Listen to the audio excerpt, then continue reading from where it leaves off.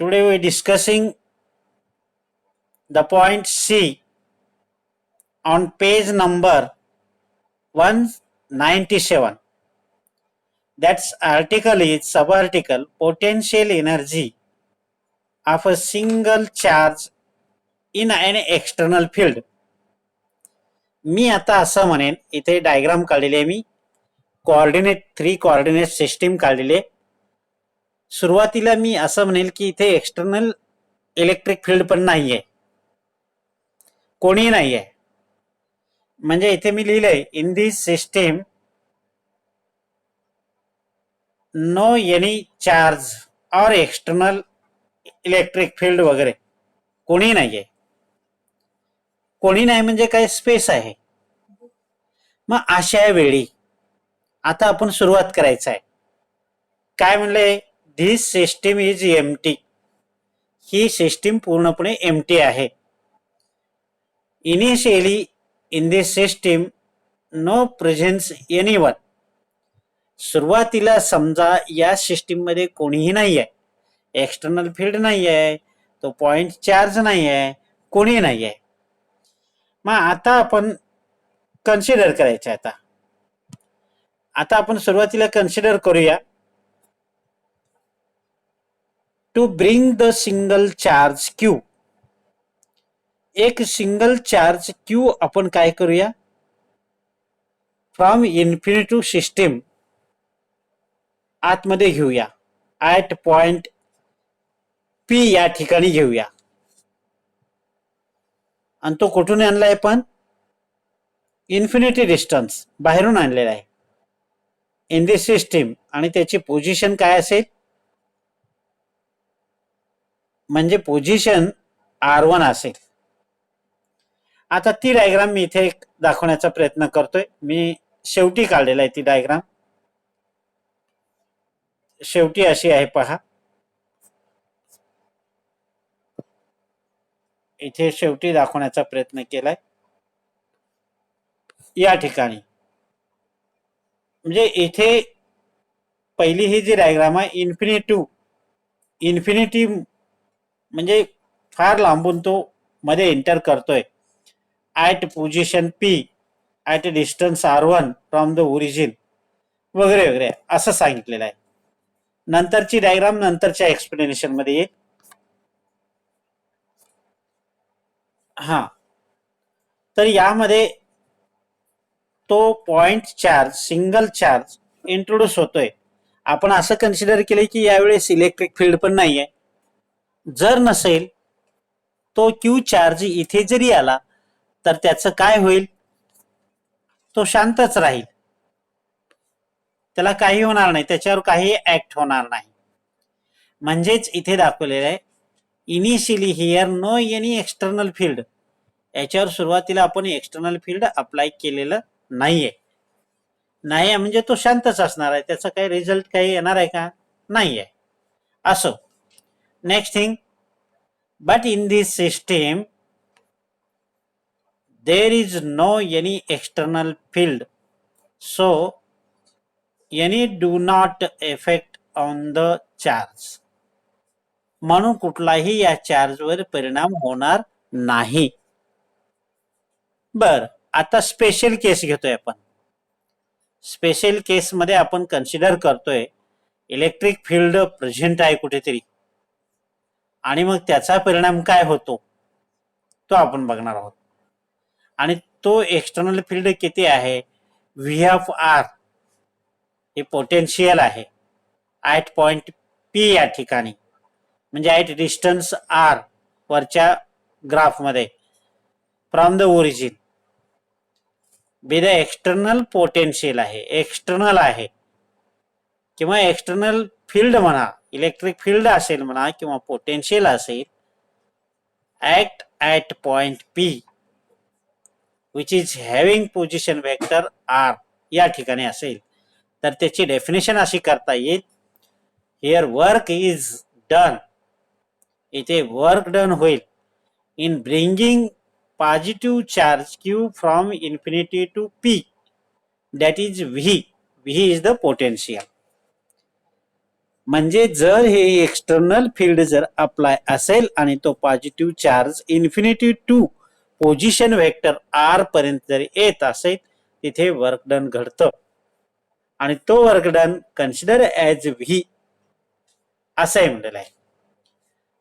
म्हणजेच in case work done, next लाईनला म्हणले पहा, हिअर वर्क डन, इथे पहा, therefore work done in bringing a positive charge from infinity to point P in the external field म्हणलेला आहे. सुरुवातीला मी एक साधी केस घेतली होती की एक्सटर्नल फील्ड नाही आहे, तसं जर आला तर काय होईल, काही इफेक्ट होणार नाही. आणि जर आता एक्सटर्नल फील्ड असेल आणि तो जर प्रवेश करत असेल तर त्यावर परिणाम होणार आहे. आणि तो कसा होणार आहे, in case work done is equal to, इथे दिले पहा, इथे ई क्यू व्ही म्हणले, तोच वर्क डन इन टर्म्स घडतो q V of r. R हे पोझिशन आहे त्याची, फ्रॉम द ओरिजिन, ह्या डायग्राम मध्ये दाखवला, या ओरिजिन पासूनची डायग्राम मध्ये आपण पाहतोय वरती, तिथूनची आहे. बट ऑल्सो वी नो, आता इथे एक माहिती आहे आपल्याला, वर्क डन असं म्हणल्यानंतर आपल्याला असं लक्षात आलं पाहिजे की त्याला पोटेन्शियल एनर्जी पण म्हणतात. म्हणून आपण या इक्वेशनला पोटेन्शियल एनर्जी ही म्हणू. Potential energy is equal to q V of r असंही आपल्याला म्हणता येईल. Then next thing, hence we determine potential energy of system of a single charge q at a distance r in the external field. बघा लक्षात घ्या, आतापर्यंतचे जे काही आपण एक्सप्रेशन दोन बघितले त्याच्यामध्ये एक्सटर्नल फील्ड नव्हता, इथे मात्र प्रेझेंट आहे. या स्पेशल केस पासून आपण एक्सटर्नल फील्ड अप्लाय केलेला आहे आणि त्याद्वारे आपल्याला वर्क डन किंवा potential energy q V of r असं आपल्याला मिळालेलं आहे. आता तोच उपयोग कंटिन्यू पुढच्या डी आर्टिकल मध्ये करायचा आहे. डी आर्टिकल, हा आर्टिकल देखील पेज ऑन सेम पेज 197 यावरच आहे. तो आर्टिकल काय म्हणलाय पहा. वरचा आर्टिकल सिंगल होता, स्पेशल केस पासून कंटिन्यू आहे. पोटेन्शियल एनर्जी आपण वरच्यात आपण पोटेन्शियल एनर्जी ऑफ सिंगल ची काढलेली आहे. मग आता इथे potential energy of system of two charges म्हणलेलं आहे. आता इथे दोन चार्जेस असतील, Q1 आणि Q2. कुठे असतील, इन इलेक्ट्रिक फील्ड मध्ये असतील. आपला यातला सी आर्टिकल काय होता, potential energy of a single charge होता, म्हणजे एकच चार्ज घेतलं होतं Q. आता इथे दोन चार्ज असतील. एक चार्ज ज्यावेळेस येतो त्यावेळेस काय फरक झाला, आपल्याला इथे वर्क डन भेटलेला आहे किंवा पोटेन्शियल एनर्जी भेटलेला आहे, क्यू व्ही ऑफ आर असं मिळालं आहे.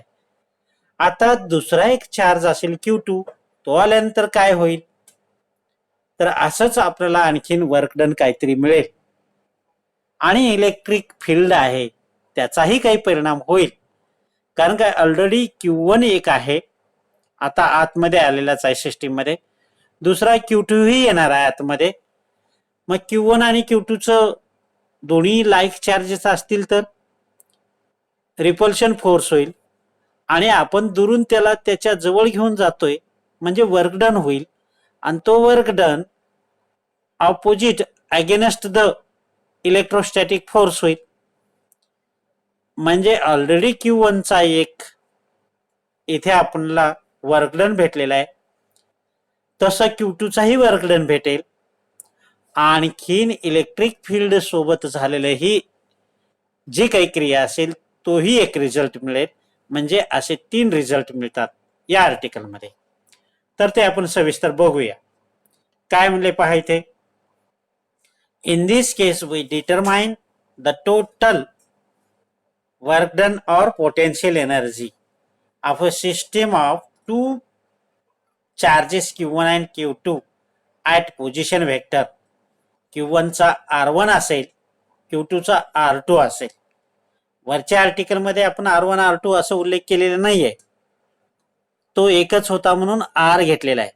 आता या आर्टिकलमध्ये q पहिला असेल तर q1, मग त्याचा पोझिशन वेक्टर, त्याचा डिस्टन्स r1 घेणार आहोत आणि दुसऱ्याचा r2 घेणार आहोत. तर मग ऑलरेडी आपण वर जे काढलेलं आहे पोटेन्शियल एनर्जी किंवा वर्क डन, काय काढलेलं आहे? एकच जर असेल इलेक्ट्रिक फील्ड मध्ये work done q V of r काढलेला आहे, किंवा पोटेन्शियल एनर्जी काय काढलेली आहे? क्यू व्ही ऑफ आर काढलेला आहे.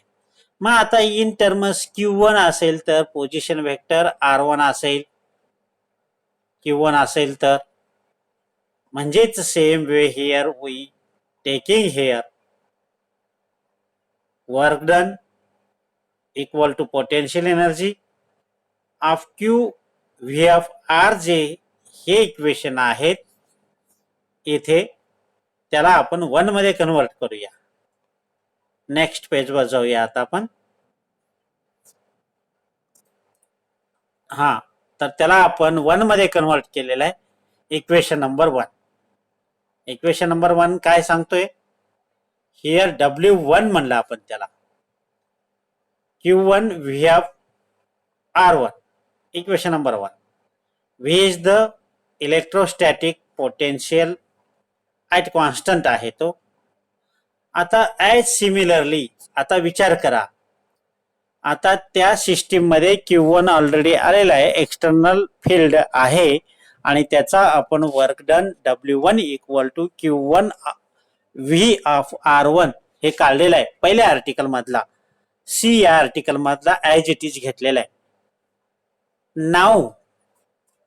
Now take another charge Q2 from infinity distance to position vector R2 असं घ्यायचं आहे आपल्याला.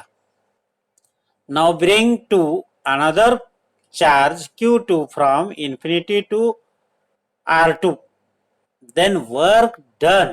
आता इथे 2 प्रकारचे वर्क डन घडतात बघा. पूर्वी एकच वर्क डन घडायचा. एक वर्क डन कुठे घडायचा? पॉझिटिव्ह Q1 असायचा आणि पॉझिटिव्ह Q2 असायचा. या दोघांमध्ये रिपल्शन व्हायचं, पण आपण त्याला जबरदस्तीनं एकमेकाकडे न्यायचं आणि तिथे वर्क डन घडायचं अगेन्स्ट द इलेक्ट्रोस्टॅटिक फोर्स.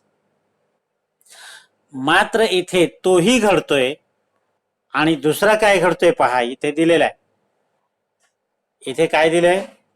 जेव्हा now to bring another charge Q2 from infinity to R2 ज्यावेळेस येईल, then number 1 work done, not only एकच वर्क डन होणार नाही against the external field, but also against the field due to Q1. म्हणजे Q1 मुळे एक होतो result आणि इलेक्ट्रिक फील्ड मुळे एक रिझल्ट होतो. म्हणजे Q2 वर 2 फोर्सेस ऍक्ट होतात. एक फोर्स आहे एक्सटर्नल फील्डचा ऑलरेडी फोर्स असतो, आणि तिथे Q1 असल्यामुळे त्याचाही फोर्स असतो. म्हणजे Q2 ज्यावेळेस सिस्टीम मध्ये प्रवेश करतो त्यावेळेस त्या सिस्टीम मध्ये 2 चार्ज, एक चार्जचा फील्ड आहे आणि एक एक्सटर्नल फील्ड आहे.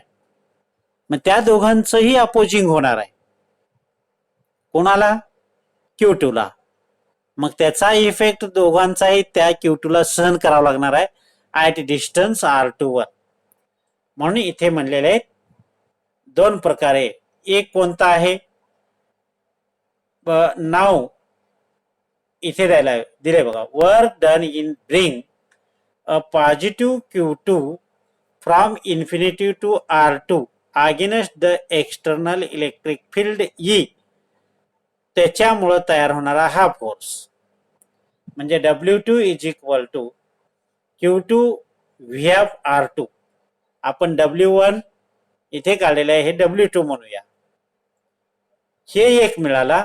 अँड ऑल्सो त्याच या चार्जवर म्हणजे पॉझिटिव्ह चार्जवर दुसरा येणारा हा वर्क डन काय असेल तो कुणामुळे असेल, इथे द्यायला बघा कुणामुळे असेल तर Q1 मुळे असेल. हा WE आहे, हा WE म्हणजे एक्सटर्नल फील्ड मुळे तयार झाला आहे. हा Q2 वर ऍक्ट होतो आणि तसंच Q2 वर हा Q1 मुळे ऍक्ट होणारा, म्हणून काय म्हणलंय also work done on Q2 against the field of Q1. आणि तो डिस्टन्स काय असणार आहे दोघांचा कॉमनली वेक्टर R12 असणार आहे. म्हणून आपण हे एक्सप्रेशन B लिहिलं आणि हे A लिहिलं, हे B लिहिलं. आणि सुरुवातीचा हा म्हणजे त्या सिस्टीम मध्ये टोटल जर फील्ड काढायचा असेल, टोटल तिथला जर वर्क डन काढायचा असेल तर या तिघांची बेरीज होईल. पुढे बघूया आपण. The total work done on Q2 at a distance R2. आता सद्यस्थितीला आपण काय करतोय, Q2 चं टोटल वर्क डन काढतोय, फक्त Q2 चं इन द सिस्टीमचं टोटल वर्क डन नंतर काढूया. तर इथे आपल्याला ए आणि बी या दोन इक्वेशनची बेरीज करावी लागेल. म्हणून इथे ए आणि बी इथे पुट ऑफ केलेली आहे. तर हे आपल्याला इक्वेशन 2 मिळाले. मग आता या इक्वेशन 2 नंतर आपण असं काढूया, टोटल वर्क डन किंवा total potential energy in the system हे जर काढायचं असेल तर त्या तिघांची बेरीज इक्वेशन 1, इक्वेशन बी, इक्वेशन ए यांची बेरीज आहे इथे. म्हणजे इक्वेशन 1 W1 हा W2 आणि Q1 आणि Q2 चा अट्रॅक्शन हे रिपल्शन फोर्स होणारा इलेक्ट्रोस्टॅटिक्स हा आहे. तर आपल्याला टोटल वर्क डन हे एक्सप्रेशन मिळतं.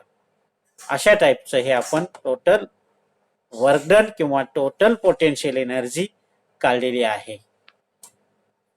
तर कंटिन्युअली इथे याच्या डायग्राम मध्ये दाखवण्याचा प्रयत्न केलेला आहे. ते कसं आलेलं आहे इथे पहा.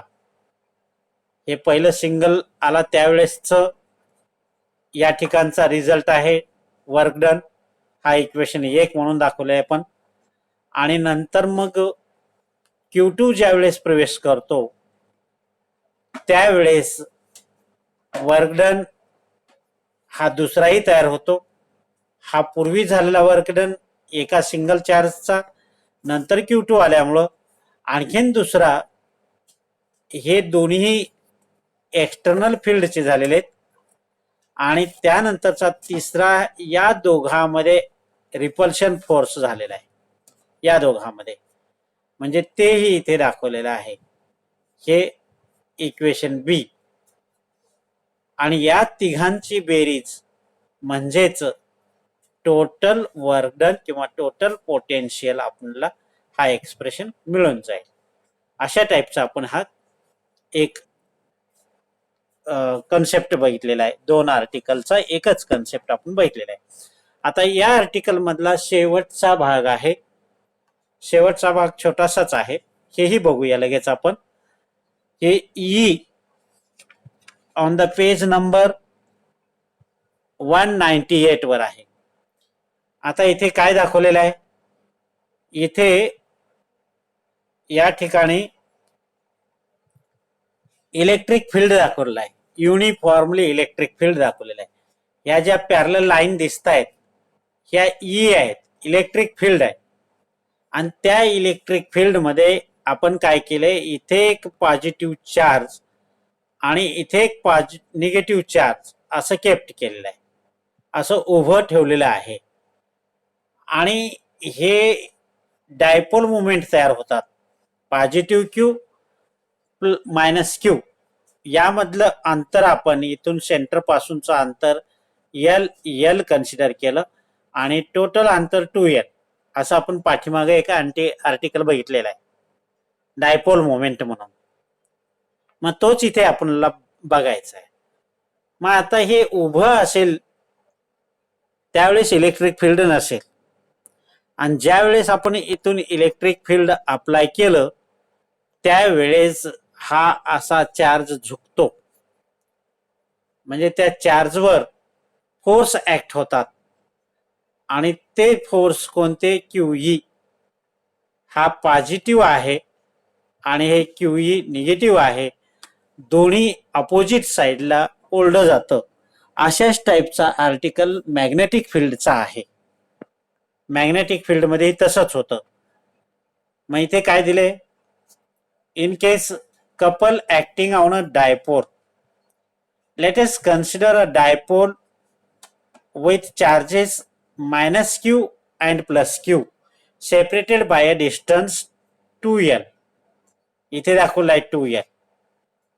Place in uniform electric field, हे युनिफॉर्म इलेक्ट्रिक फील्ड अप्लाय केलं.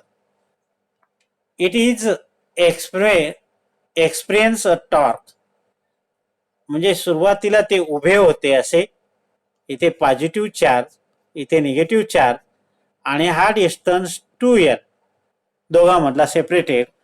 आणि ज्यावेळेस आपण इलेक्ट्रिक फील्ड अप्लाय करू त्या क्षणी हे असे दोन्ही कललेले दिसतील, म्हणजे ओरिजिनल असे होते, आता ते असे कललेले आहेत, म्हणजे झुकलेले आहेत. म्हणजेच हिअर टॉर्क ऍक्ट, इथे टॉर्क ऍक्ट होतो.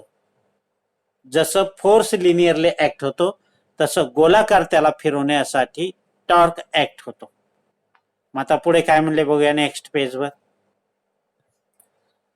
Then here when torque act होतो त्यावेळेस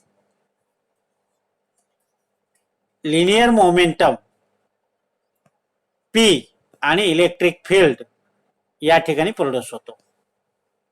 काय होतो, लिनियर मोमेंटम आणि इलेक्ट्रिक फील्ड त्या दोघांचा क्रॉस प्रोडक्ट होतो. म्हणजे vector torque is equal to, इथे दिले पहा, वेक्टर टॉर्क, हे टॉर्कचं चिन्ह आहे, हे टॉर्कचं चिन्ह आहे. Vector P cross vector E. What is P? P with the linear momentum. What is E? E with the uniform electric field. तर त्यांचा आपल्याला असं लिहिता येतं, मॅग्नेट्यूडचा गुणाकार साइन थिटा, आणि थिटा इज द, ज्यावेळेस मॅग्नेट असा होता तो पॉझिटिव्ह चार्ज आणि निगेटिव्ह चार्ज उभं होतं, आणि नंतर इलेक्ट्रिक फील्ड आल्यानंतर तो असा क्रॉस झाला, म्हणजे याच्याशी हा कोण झालेला जो अँगल आहे तो थिटा. म्हणजेच here torque can be, external torque is applied on the dipole rotate from theta not to theta. म्हणजे ओरिजिनल त्याचं अँगल थिटा नॉट असेल तर त्याचा नंतरचा डिफ्लेक्शन झाला थिटा असेल, तर एवढ्यामध्ये फरक होतो, आणि तो डायपोल मोमेंट हा काय झालाय, रोटेट झालेला आहे. मग आता इथे आपल्याला वर्क डन घडतो, मिळतो इथे, तो एका ठिकाणाहून दुसऱ्या ठिकाणी मूव्ह झाला की वर्क डन घडतो, तसं इथे वर्क डन घडतो. आणि तो work done is equal to, इथे काय मिळालेलं आहे आपल्याला या ठिकाणी, torque external in theta into d theta. आणि मग यांचं आपल्याला हे एक्सप्रेशन माहित आहे टॉर्कचं, ते टॉर्कची किंमत इथे ठेवली आपण, पहा इथे इथे ठेवलेली आहे, साइन थिटा डी थिटा. मग आता इथे P आणि E हे कॉन्स्टंट आहेत, ते बाहेर घेतले. P is the linear momentum, E is the external uniform field आहे. इथे PE म्हणजे पोटेन्शियल एनर्जी हे नाही आहे, याला इथे पोटेन्शियल एनर्जी म्हणायचं नाही आहे, नाहीतर याला पोटेन्शियल एनर्जी म्हणाल. म्हणून इथे मुद्दाम वर खाली लिहिलेला आहे PE. P म्हणजे लिनियर मोमेंटम, E म्हणजे इलेक्ट्रिक फील्ड. तर तो सॉल्व केल्यानंतर आपल्याला काय मिळतो, हे इंटिग्रेशन, तर साइन थिटाचं इंटिग्रेशन कॉस थिटा मिळतं, मात्र मायनस चिन्ह मिळतो. त्यानंतर मग अप्पर लिमिट थिटा आणि लोअर लिमिट थिटा नॉट या किमती इथे ठेवल्या तर आपल्याला work done is equal to PE. PE म्हणजे linear momentum into electric field असं मिळेल. याचं रिअरेंज केलं तर अशा टाईपच्या स्टेप आपल्याला मिळालेल्या आहेत. म्हणजेच शेवटी वर्क डन काय मिळालेलं आहे, तर शेवटी वर्क डन पीई इतकं मिळालेलं आहे. आणि मग आता इथे आपल्याला काही केसेस दिलेले आहेत या इक्वेशन 1 वरून. समजा डायपोल मोमेंट हे परपेंडिक्युलर असतील तर काय होईल, ते उभे असतील तर त्यावेळेस परपेंडिक्युलर असेल, म्हणजेच ओरिजिनल डिफ्लेक्शन थिटा नॉट काय असेल, π/2 असेल, म्हणजेच 90 असेल. मग त्यावेळेस हा इक्वेशन मध्ये जर पुट अप केलं तर काय होईल, तर त्याचा रिअरेंज इथे आपल्याला दिलेला आहे करून. पहिली केस मध्ये आपल्याला इथे काय बदल किमती पुट अप केलेल्या आहे त्या ठिकाणी आणि त्या किमतीचं रिझल्ट पुढे दाखवलेला आहे. म्हणजेच minus vector P dot E linear momentum dot uniform electric field एवढंच मिळेल. आणि जर समजा थिटा इक्वल टू 0 जर झाला असता तर आपल्याला काय मिळालं असतं, तर अशा टाईपचं हे रिअरेंज मिळालं असतं. त्यांच्या किमती ठेवा आणि रिअरेंज करा, हे केस इथे समाप्त होते. तर या टाईपमध्ये आपण हा आर्टिकल मोठा असले